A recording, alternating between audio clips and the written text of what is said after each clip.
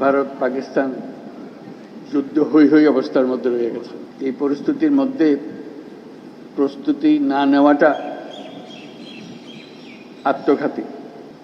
অনেকের মতো আমিও যুদ্ধবিরোধী মানুষ। পৃথিবীতে যুদ্ধ হোক এটা আমরা কামনা করি না। যুদ্ধ প্রস্তুতি অনেক সময় যুদ্ধের দিকে নিয়ে যায়। কাজে যুদ্ধ প্রস্তুতি সম্বন্ধেও একটা ঘোরতর আপত্তি। কিন্তু এমন বিশ্বে আমরা বাস করি প্রতিনিয়ত যুদ্ধের হুমকি আমাদের ঘিরে থাকে। তো সেখানে প্রস্তুতি না নিয়ে থাকা এটা অসম্ভব হয়ে পড়ে। এখন আমরা যখন কথা বলছি তখন আমাদেরই কাছে ভারত পাকিস্তান যুদ্ধ হৈ হৈ অবস্থার মধ্যে রয়ে গেছে। সকালের খবরে দেখলাম হয়তো গুজব যে আজকেই শুরু হয়ে যাবে যুদ্ধ। এরকম পরিস্থিতিতে আমরা বাস করি। তো কাজেই এই পরিস্থিতির মধ্যে প্রস্তুতি না নেওয়াটা আত্মঘাতী। এবং প্রস্তুতি নিতে হলে আধা আধি প্রস্তুতির কোনো জায়গা নেই। এটা এমন এক পরিস্থিতি জয়ই তার একমাত্র অপশন। পরাজয় এখানে কোনো অপশন হতে পারে না। কাজে আমাদের যে প্রস্তুতি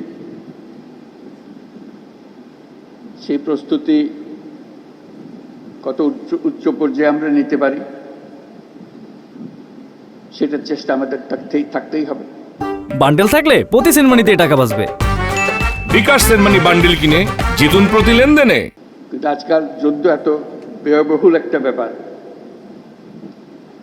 আর আমাদের অর্থনীতি এমন দুর্বল অবস্থায় আছি। এমনিতেই বাংলাদেশ মজবুত অর্থনীতি হয়ে গড়ে উঠতে পারেনি। তার মধ্যে বিগত সরকারের যথেচ্ছাচারের কারণে যা ছিল তাও লুটপাট হয়ে গেছে। এই পরিস্থিতিতে আমাদের সামগ্রিক স্ট্র্যাটেজি ঠিক করতে হবে। শান্তির দিকে আমাদের হাত বাড়িয়ে রাখতে হবে সবসময়, কিন্তু প্রস্তুতিতেও থাকতে হবে। এই পরিস্থিতিতে আপনাদের সঙ্গে দেখা করে আপনাদের আজকের মহড়াগুলো দেখে খুবই ভালো লাগলো। এগুলো আমরা সিনেমাতে দেখি, বাস্তবে দেখার খুব একটা সুযোগ হয় না। আজকে আপনাদের কারণে সেটা বাস্তবে দেখলাম। যারা এর পেছনে এটাকে এত সুন্দরভাবে করার জন্য, নিখুঁতভাবে করার জন্য চেষ্টা করেছেন, তাদের সবার জন্য আমরা ধন্যবাদ জানাচ্ছি। জোরে হাত তালিয়ে দিয়ে আমরা একটা ধন্যবাদ জানাচ্ছি।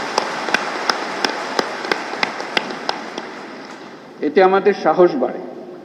শুধু যুদ্ধের সাহস না, এটা তো সাহস বটেই যে আমাদেরই ছেলে মেয়েরা এরকম দুর্দান্তভাবে প্রস্তুতি নিতে পারে, কঠিন সমস্যার মোকাবেলা করতে পারে।